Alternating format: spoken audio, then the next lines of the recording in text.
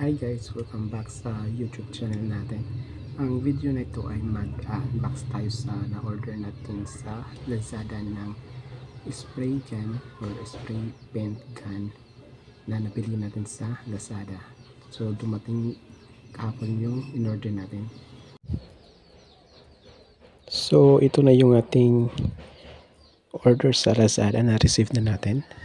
So gagawa tayo ng video kasi nga no video, no refund. So ipapakita ko sa inyo kung may issue ba or wala. So bubuksan na natin. Kasi pag may issue tapos walang video, hindi natin ma-refund yung ating na order na spray can sa Lazada. So binubuksan ko na yung ating in-order.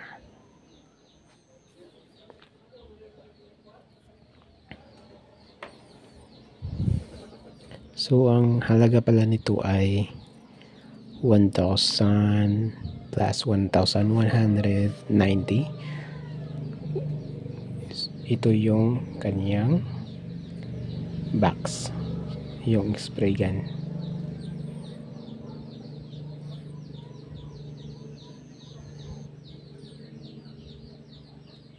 Kung gusto niyo bumili dito sa Lazada ay ilalagay ko na lang sa description box yung link para kung gusto niyo bumili, i-click niyo lang yung link at mapupunta kayo agad sa Lazada store.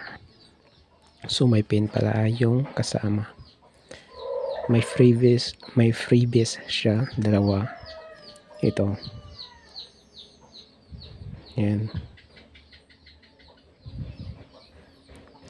Ito na yung spray paint gun na order natin. Mayroon ding instruction. Ito lang yung lahat ng laman dito sa box.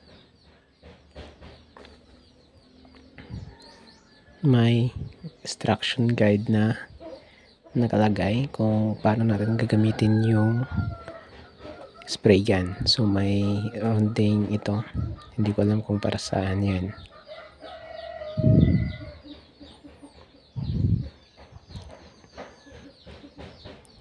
Okay, kulay dilaw yung ating na order.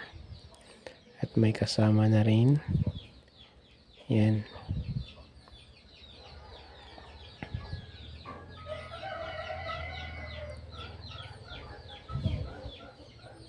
Hindi ko rin alam kung para saan ito.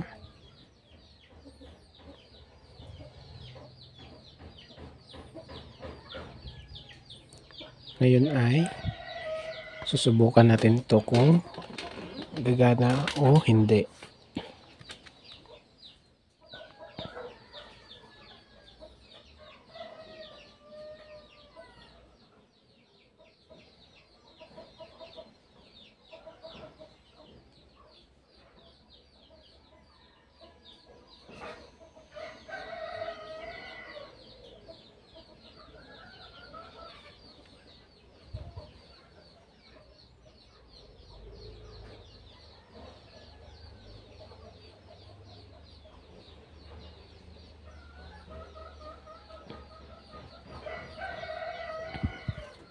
Ngayon ay isaksak natin sa kuryente kung gagana ba ito.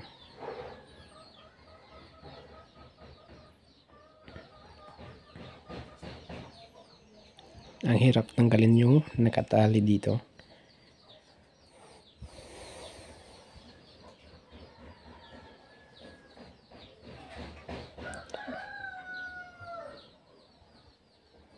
Okay, basahin muna natin kung paano natin i-on yung spray gun dito sa guide, sa instruction guide.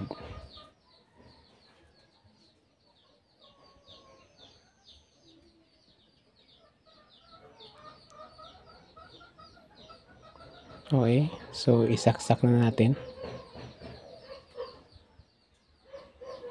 Yan. Tapos yung on, i-open natin.